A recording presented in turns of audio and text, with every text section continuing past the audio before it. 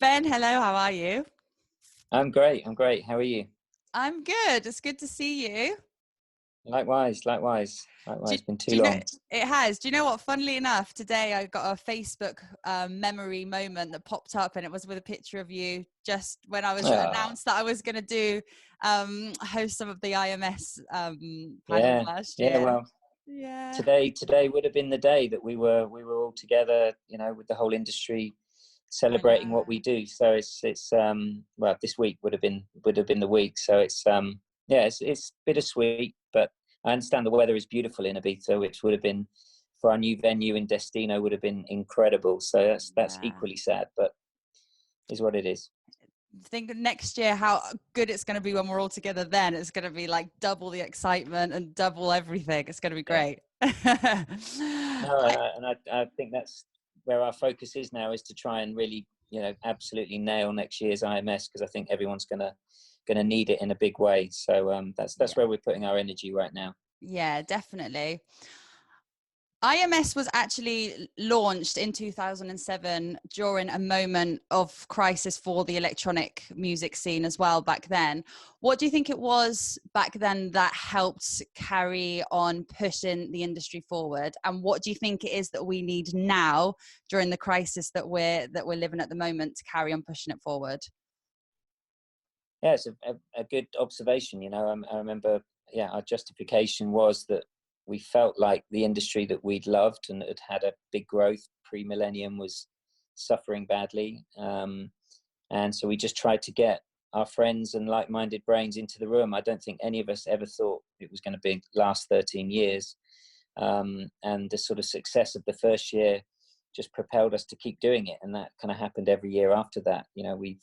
We all have other jobs. It's not our main full-time focus. So it's always been a bit of a labor of love for us. But it gave people a lot of positivity, a lot of wisdom. There was so much good that came from that first year of IMS. And when I think back to then, and I look at even Pioneer, who are our partner, how kind of sort of naive they were in the industry, and unconnected they were in the industry. And they kind of grew with us. And I think we've seen the whole industry sort of grow in that time frame to kind of crazy heights. So to see it all come crashing down again, because of factors completely out of our hands, is very sad. But at the same time, I think we're all taking lots of learnings of, well, why didn't we get this fixed 2 years ago, or why didn't we have this strategy put in place for a situation like that? So I think if there's something that comes out of this when we do all reconnect, I think we've all got to understand that this could be our future. This could be a continual kind of process of things stopping and starting,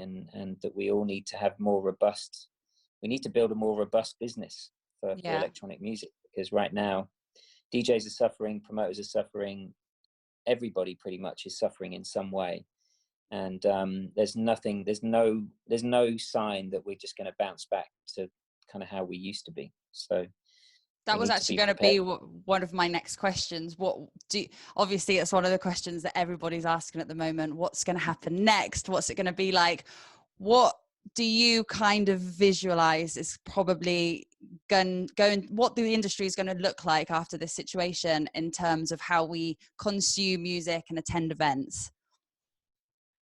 Well, I think there is a chance that social distancing is kind of our new reality. That even if we are allowed to go to venues and travel and gigs and festivals, but all of that will be done under a new world of social distancing.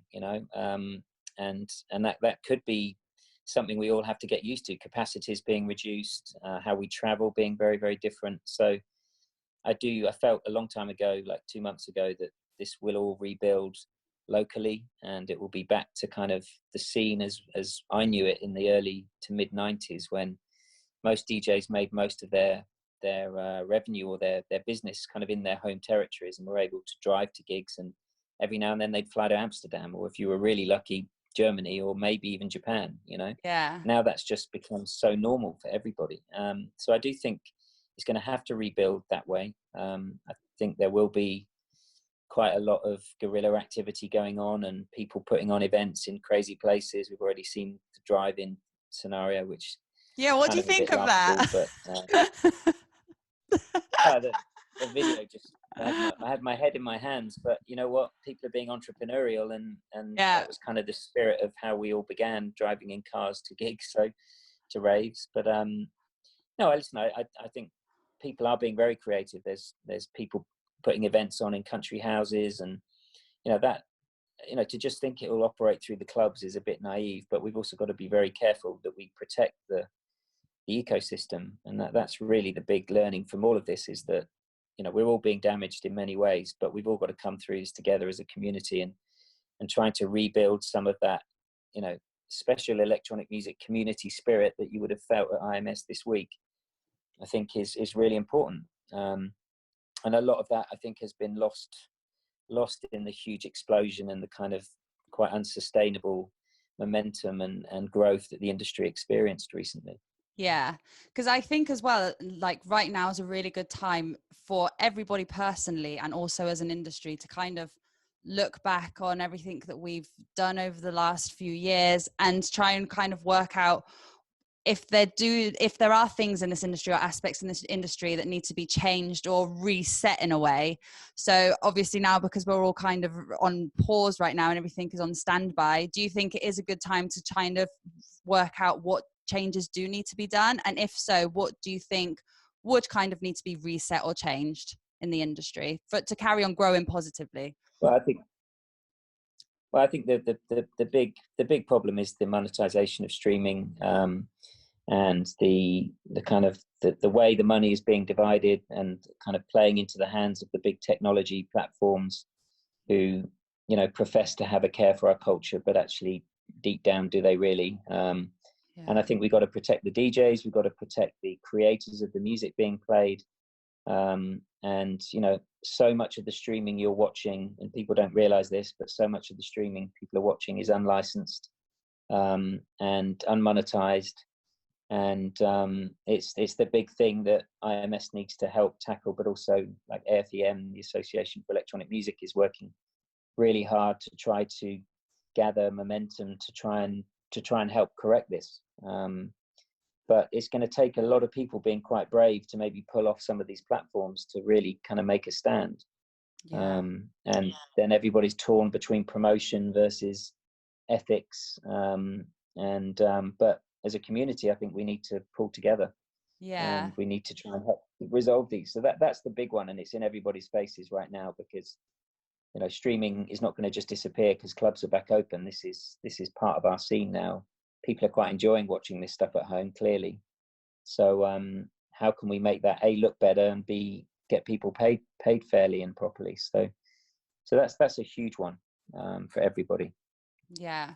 So obviously the topics that we obviously thought we were going to be talking about this year at IMS are probably definitely not going to be the same as what they're going to be next year now. What could you predict will probably be some of the topics that we're going to have to discuss as a community together, apart from obviously the one that we've just spoken about?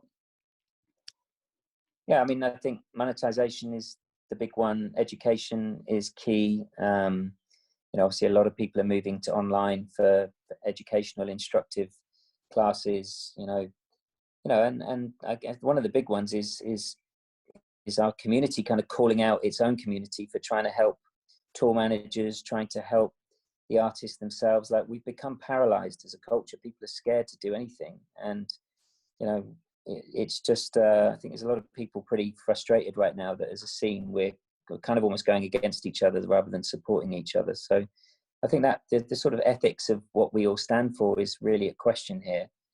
And yeah, so I think that's a big one. Climate crisis was our big topic this year. You know, we had Brian Eno lined up, and I think that's all connected to all of this. So that will be a huge discussion for us. And you know, interesting talking to She Said So and Andrea, who are obviously big partners of ours.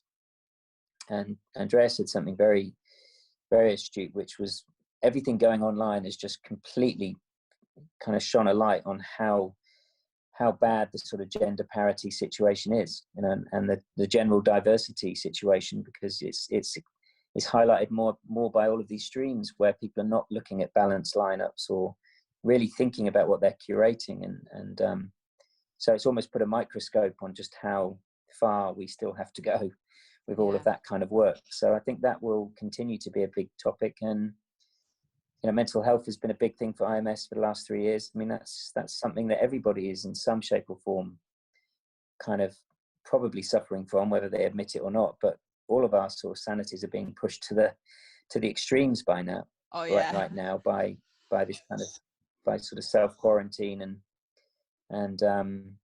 as Steve Lawler just called it, we're under house arrest. So. When you're going to decide what the topics are for each IMS, how do you kind of work out what the topics are going to be? Do you kind of start from the end of one IMS and work through it throughout the whole of the year, or how does that work? Yeah, I mean, I tend to sort of keep a running list of topics, as they cross my desk, if you like, but also stuff that I might read about, or soliciting insight from attendees. But I think what's really changed with IMS in recent years has been opening up to groups like She Said So, and the new energy that's come in through people like Indo, who've won the New Visionaries contest, and AFEM, and now Bye Bye Plastic, and really working with partners to really find out what are the burning issues in their world. So I think in the first 10 years we very much kind of dictated everything, and now we've opened it up a lot more as we've got older. I think we've needed to make sure that the new generation are coming through, and hence working with people like Jaguar, who's now on Radio 1.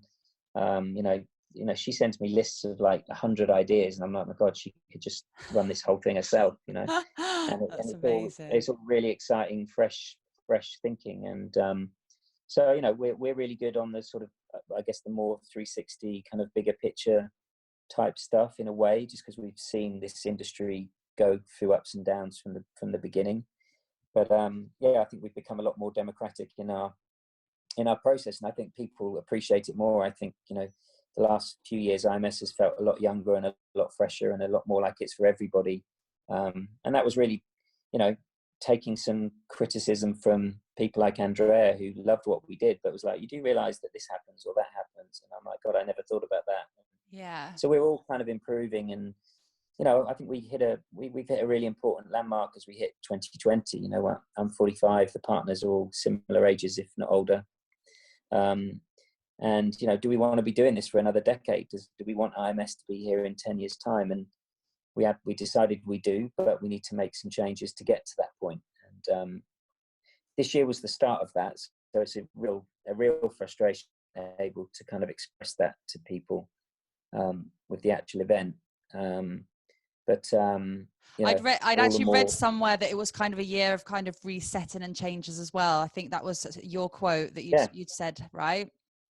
Yeah, it was the start of a process. I mean, it can't happen overnight, but I really felt with the venue change, I mean, just going to Destino just felt like such a necessary move, and the venue was so well received. We'd sold the entire hotel out, which we've never been able to do that in 13 years. And that was before we'd actually announced any content, which showed you a lot about people's trust in IMS. So, we feel really, we were walking into it feeling so good and positive about the future. So, we'll bring it all back together for next year, and hopefully we'll all be together in May next year. But yeah. We will be. Get it out there. Yeah. What was the first IMS like? What were some of your main topics? Well, can you remember? Gosh. Well, I remember David Levy doing a talk about the opportunity in India. Tom Middleton made a track from beginning to end in front of the audience. Then I get confused because the first IMS we shared it between two venues. We started at Zaro day one, and then we couldn't get the hotel all 3 days, so we had to split hotels. And then when we moved, I remember there was the big topic.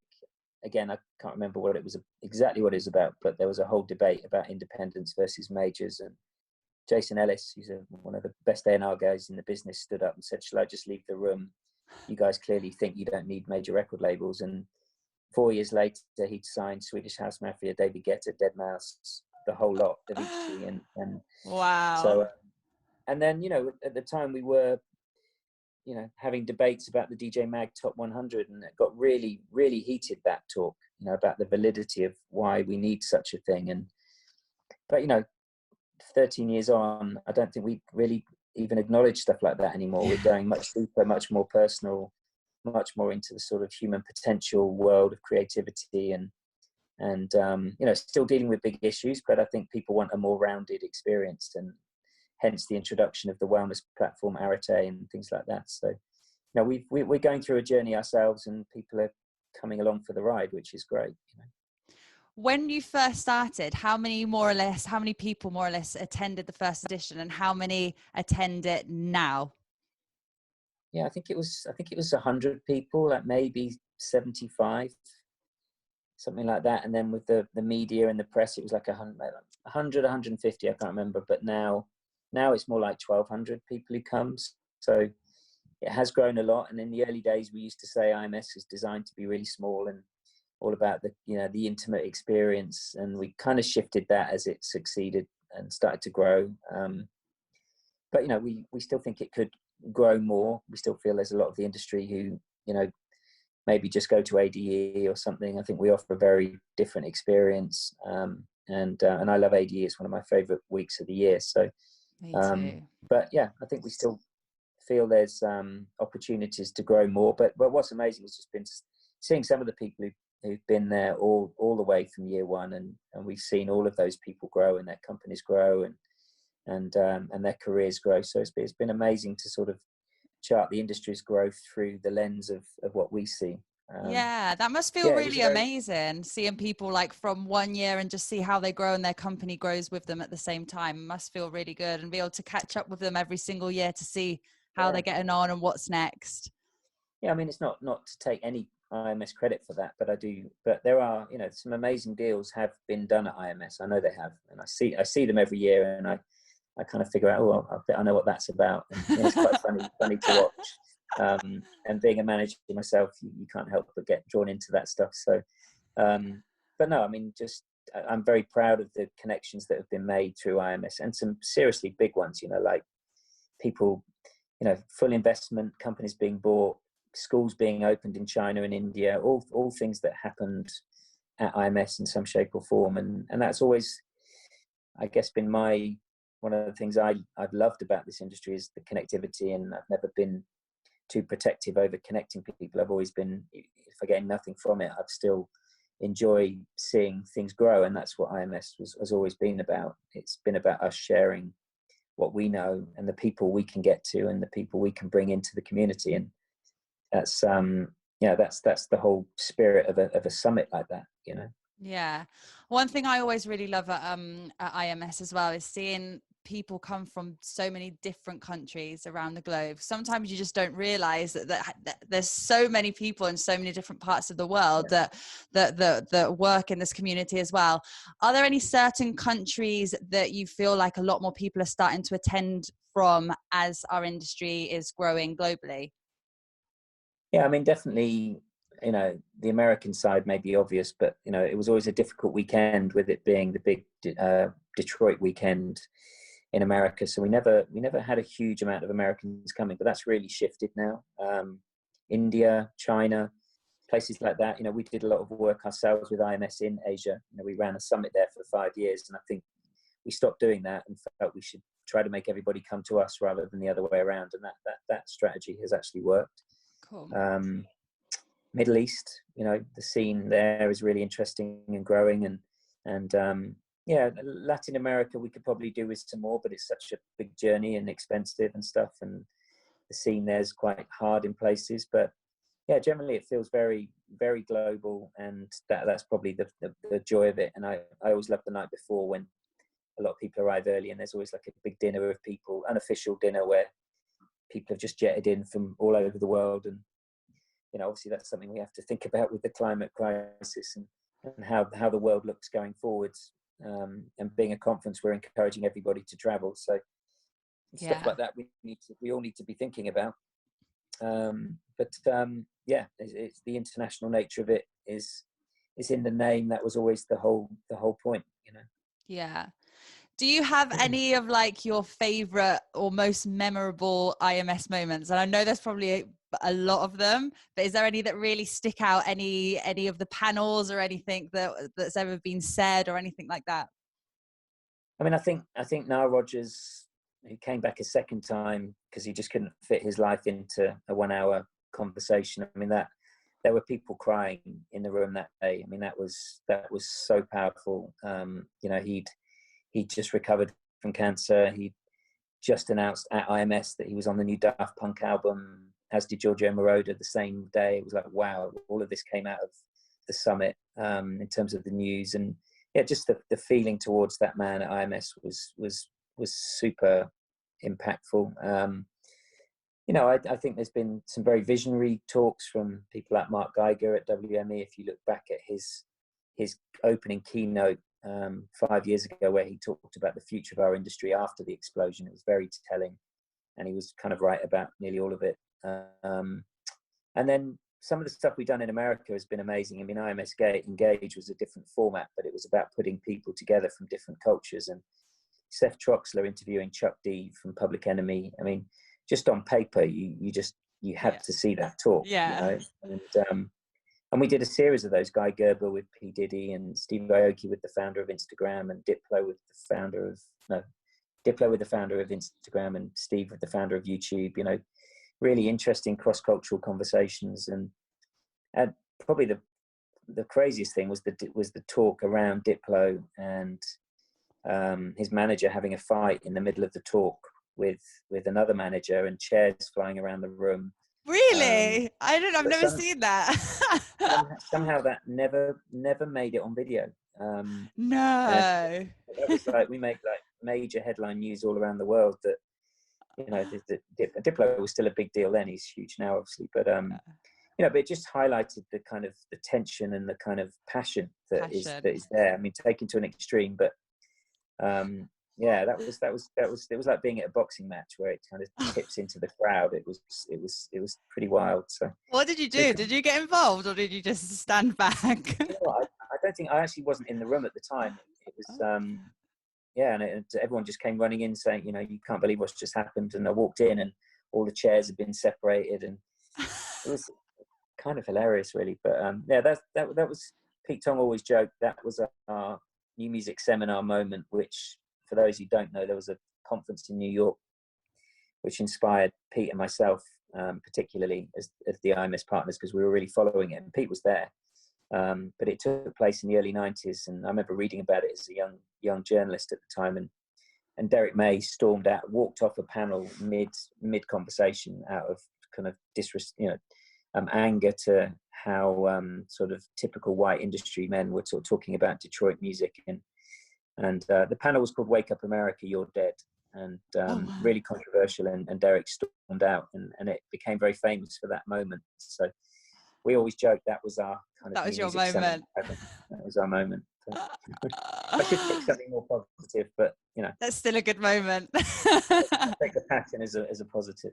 But no, and yeah, then just some of the entrepreneurs we had early, like Blaze from Boiler Room, which was an interview I did, which I really enjoyed, and he says people always ask him about that interview, and you know, there's been some good moments. Do you like doing the interviews yourself? No, I hate it. I was a journalist for 15 years, and when we started IMS, I was really eager to do as many of them as I could, and I did David Guetta and Sven and all kinds of things. And I think somehow, weirdly, as I've got older, I've sort of shied away a little bit. And you know, I even half an hour before talks now, I jump in, and I get Mark Netto this year jumped in half an hour before because I just didn't want to do it. So somewhere along the lines, I lost some confidence or something. I don't know, but you just prefer to watch than listen. Well, just IMS is really stressful. It's definitely not at the point where I sit back and enjoy watching it unfold. Like, I'm deep in the middle of it. And I think if you've got a talk with, you know, a legendary artist or a big industry name, it's literally on your mind the entire day. So I don't relax, and I'm stressed, and I don't think I'm very relaxed when I'm doing the interviews as a result. So yeah, that kind of side of it has gone. And and when you've got Pete Tong as a partner, I mean, come on, like just throw Pete in the room. No one does it better than The Pete. voice of So God. yeah. So that was great to have him, and yeah. There's obviously so much that goes on during the whole week of IMS, the Legends dinner, the celebration at the end at Dout Villa, the finale, then there's yoga. There's so much happening. What is your favorite part of IMS?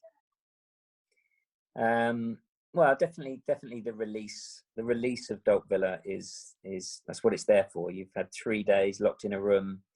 Well, not locked in a room, but it feels like it sometimes, kind of, and I think everybody needs to, it's really interesting you asked that question, because it actually mirrors what we're going through now with COVID-19, which is to just sit here as I do 12 hours a day, 15 hours a day, some days, answering emails, doing calls and meetings. It's great. I love it. But the balance of that with the actual enjoyment of hearing people play, being in an environment, the community aspect of what we do, the networking aspect, whatever you want to call it, that is a massive part of who we all are and what we do and love and enjoy. I remember bumping into you at Extrema in Belgium last year and having the most amazing, fun couple of hours listening to DJs that we love. And it's like, that moment, those moments are really important. And without that right now, I think we're all suffering. So Dout Villa, kind of a similar thing, is 3 really serious, intense days, but IMS would be nothing without this beautiful celebration at the end. Of what Dout Villa is. So that's probably still all of our favorites. Danny, Mark, Simi and Pete, Dout Villa's like the celebration of everything. The Legends dinner has become legendary, and the Sven Vaith won last year for Javier from Mambo was also epic. Nice. And this year, I don't know if I should say who it was meant to be.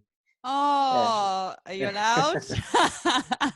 Well, yeah, because we're definitely going to, we're not going to be like those promoters who don't rebook the same lineup. We're going to, no, we were due to honour Simon Dunmore from Defected. Amazing. Which I think would have been a massive celebration and support. What he's done as an independent label, coming out of a major, kind of again through that trajectory of our lifetime, IMS's lifetime, would have been really special. And not many people know this, but IMS was actually Simon Dunmore's idea.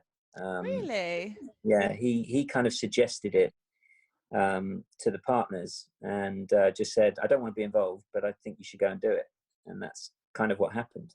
Oh, so, wow, that's really interesting. So I think the least we could do is kind of give him something back. And I remember I asked him, myself and Danny asked him during the summer if he would be a willing recipient, and he got very, very emotional. And it was like, wow, that it's a dinner for 300 friends, but the fact that it meant that much to him really showed me the sort of power of the good of what we do, because there's nobody else really out there doing those kind of moments or celebrating things in that way. So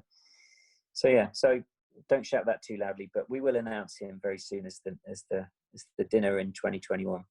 Oh, that's so nice. What an honor. Just having so many people there. I remember I went to the one last year with Javier from Mambo, and I don't even know him, and I was so emotional. I was like, this is so special. You do, yeah. Really, really special. Totally, yeah.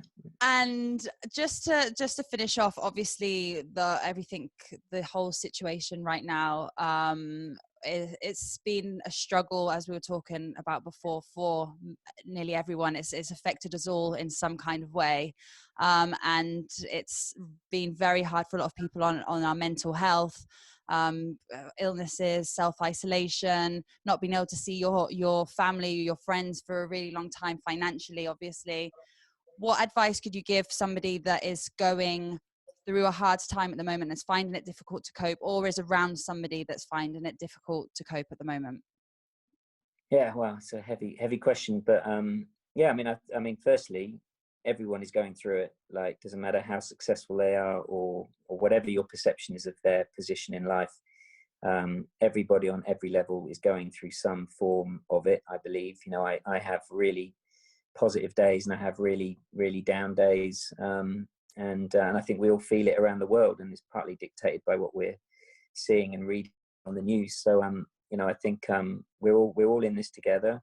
I think really people always talk about men being the issues of not sharing their feelings and thoughts, but there's never been a better time to share how you feel with people that you care and love. You know, I did a Zoom today with an artist I used to work with 10 years ago, and it was just, it was like talking to him 10 years ago, just continued from where we were. And it was amazing to just reconnect with people you do care about. And so I think, you know, talk to people around you, you know, just try and find I think I said this yesterday, one of the things I think that's really important is that people come out of this with a slightly different rhythm to how they maybe live their life, and really analyze what you do every day and think about what you could do to give yourself some time. And, you know, I mean, I sit here for 12 hours working, but I go for a walk in nature. I swim, I do whatever I can to try and stay healthy. And you've got to get that balance of work and nature and somehow human connectivity right.